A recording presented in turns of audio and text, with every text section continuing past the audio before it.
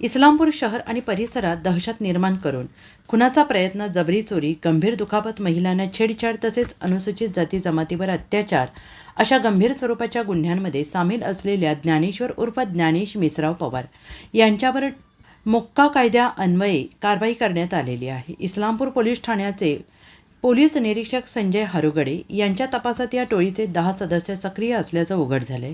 या टोळीकडून 2018 पासून आत्तापर्यंत खुनाचा प्रयत्न, घरफोडी, जबरी चोरी, हत्यार आणि हल्ला, सार्वजनिक मालमत्तेचं नुकसान, महिलांना छेडणं, अनुसूचित जाती जमातीवर जीवघेणा हल्ला, लोकांना धमक्या देणे असे गंभीर गुन्हे करण्यात आले आहेत. गुन्हेगारी वर्चस्व टिकवण्यासाठी आणि आर्थिक फायदा मिळवण्यासाठी ही टोळी सातत्यानं दहशत निर्माण करत असल्याचं निष्पन्न झाल्यानंतर महाराष्ट्र संघटित गुन्हेगारी नियंत्रण अधिनियम मोक्का अंतर्गत प्रस्ताव सादर करण्यात आला.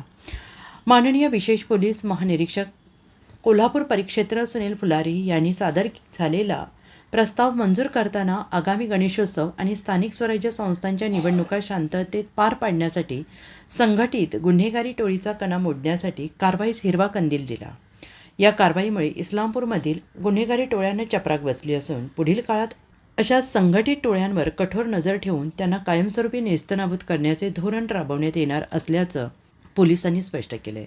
ही कारवाई माननीय श्री सुनील फुलारी, विशेष पोलीस महानिरीक्षक कोल्हापूर परिक्षेत्र माननीय संदीप घुगे, माननीय पोलीस अधीक्षक सांगली तसेच माननीय कल्पना वाराईकर अप्पर पोलीस अधीक्षक यांच्या मार्गदर्शनाखाली करण्यात आली. पुढील तपास उपविभागीय पोलीस अधिकारी अरुण पाटील यांच्याकडे वर्ग करण्यात आला आहे.